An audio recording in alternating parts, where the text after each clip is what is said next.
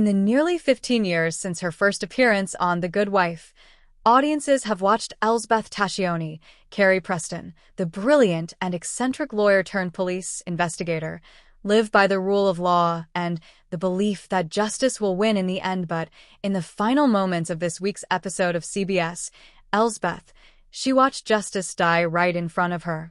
After spending much of the season locking horns with corrupt Judge Milton Crawford, Michael Emerson, who she believes killed a man to cover up his past transgressions, Elsbeth gets a front-row seat to his assassination by the very person whose name she was working to clear. Preston tells Variety that Crawford's final act and the dark path it sends Elsbeth down marks a major turning point for the series, a moment that she shares, at least as adversaries, with Emerson, her real-life husband, of 26 years. It is our most dramatic episode of the whole series so far, and I think it is an important episode because of that, she says. We are going to see how it is that she overcomes it, because it does knock her off her feet, and it really sends her into a darker place that we haven't seen before.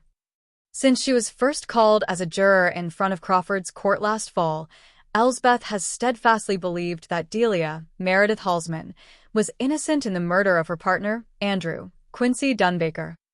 Rather, she deduced that Crawford had actually beaten Andrew to death and used his position as the judge in the case to cover it up.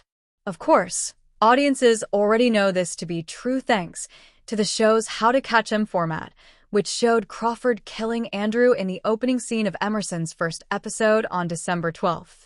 Elsbeth persuaded her fellow jurors to exonerate Delia then, but couldn't let Crawford go without knowing why and proving it. This week's Cold Open answered that question of why. 33 years ago, Andrew witnessed Crawford, then a privileged teenager with a temper, kill a young woman who rebuffed his advances. Elsbeth and Captain Wagner, Wendell Pierce, road trip to Cape Cod to investigate that very crime this week and found evidence with Crawford's blood on it. They even managed to snag some of his DNA to confirm their hunch, but the prospective federal judge was onto them and used his influence to destroy everything they had against him.